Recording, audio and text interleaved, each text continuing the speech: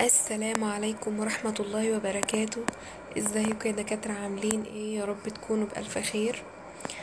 فيديو النهاردة مختلف شوية عن الكونتنت اللي بنقدمه في القناة. دايما بنزل شرح مواد وكده، فقلت نفصل شوية بفيديو يفصلنا شوية عن المنهج وكده، ونرجع نستكمل تاني الشرح بإذن الله. فيديو النهاردة مهم جدا وبيحكي تجربتي الشخصية. طبعا هي ممكن تختلف من شخص للتاني اكيد، بس اكيد هتستفيدوا من اللي انا هقوله باذن الله. و نبدا بسم الله. فيديو النهارده بيتكلم عن ترتيب مواد سنه اولى علاج طبيعي من الاسهل للاصعب. بالنسبه لي انا مهم جدا تبقى وانت داخل علاج طبيعي عارف ترتيب المواد من الاسهل للاصعب. ليه بقى؟ لان الموضوع ده يفرق معاك جدا في المذاكره، تبقى عارف المادة الصعبة تركز عليها وتذاكرها كويس، انما المادة السهلة تقلل من الوقت اللي بتبذله فيها عن المادة الأصعب. يعني المادة الأصعب تديها كمية أكبر من وقتك ومجهودك، على عكس المادة السهلة. تمام. وبرضو كلامي مش هيبقى معمم لأن كل واحد وتجربته،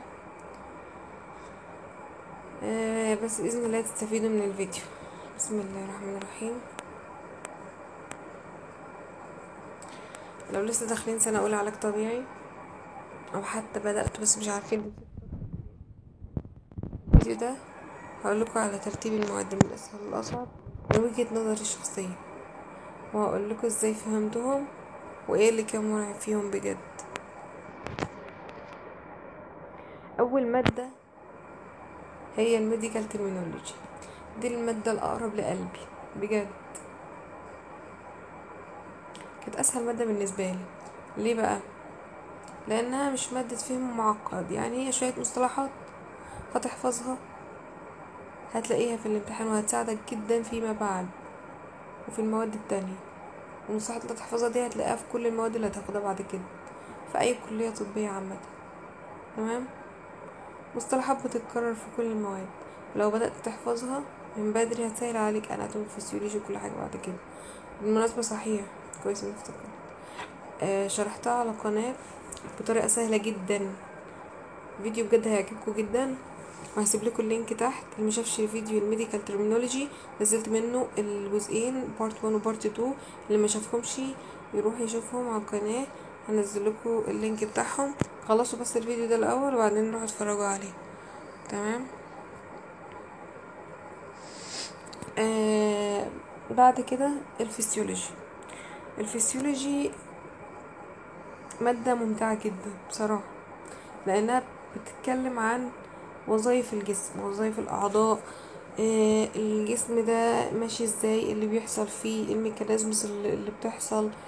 اللي بتتكلم عن الخلية والعضو والنسيج والجهاز وآلية الانقباضات اللي بتحصل في الجسم، والأجهزة اللي في الجسم بتشتغل ازاي، كل حاجة في الجسم ماشية ازاي.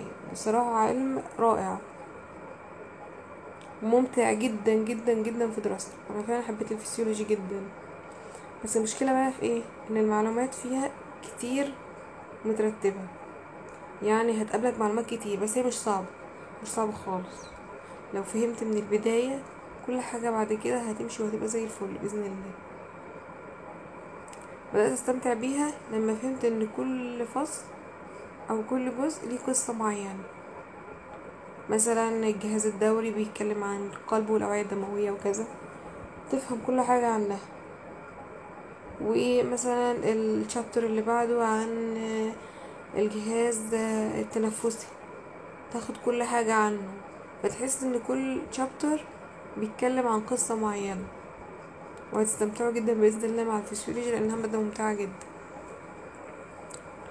تالت مادة الأصعب بالنسبة لي الكينيسيولوجي. الكينيسيولوجي دي بصراحة كانت مادة كانت مخوفاني جدا في الاول. اول ما خدت كينيسيولوجي كنت مرعوبه بصراحه من نظام امتحانها، لان ما كنتش فاهمه نظام امتحانها هيجي ازاي، او ممكن الاسئله فيها تيجي ازاي. بس الحمد لله جبت فيها ايه بلس، الحمد لله رب العالمين. ذاكرتها كويس، اجتهدت فيها، تعبت. آه طبعا كنت بذاكرها اول باول، و كنت بحاول فيها على قد ما اقدر، لان كنت خايفه منها بصراحه، خصوصا موضوع الحركات والمحاور والمصطلحات. بس انت لو ربطت بين الكلام النظري والحركات العملي اللي بنتعلمها، هيبقى الموضوع ممتع جدا. رابع مادة والأصعب بالنسبة لي هي الأناتومي. الأناتومي ديت هي البعبع حرفيا. الناس كلها بتخاف من الأناتومي، أول ما حد يسمع أناتومي بيخاف، مش فاهمة ليه، رغم ان هو ممتع جدا بجد. واي نعم ممكن يكون صعب، بس الأناتومي مادة ممتعة جدا. تدرسوا فيها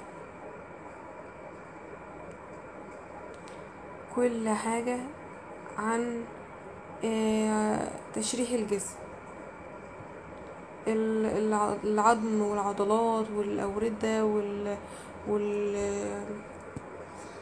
والأعصاب، كل حاجة تعرفوا مكانها والهدف منها ايه. لازم طبعا في الاناتومي مهم جدا جدا جدا تبقى عارف كل عضلة، اوريجين، انسيرشن، اكشن، نيرف سبلاي. مهم جدا لانها دايما تيجي في يا اما في الام سي كيو يا اما في الريتم، فده مهم جدا تبقوا عارفين تستمتعوا بيها. بس لما تبص عليها كأنها بازل لغز، يعني لما تيجي تشوف رسمة مثلا اناتومي تحس ان هي رسمة معقدة، لان يبقى فيها أوردة وشرايين وأعصاب وحاجات كتير داخلة مع بعضها، الموضوع هتحس انه معقد. لكن الاناتومي في حد ذاته مادة ممتعة جدا.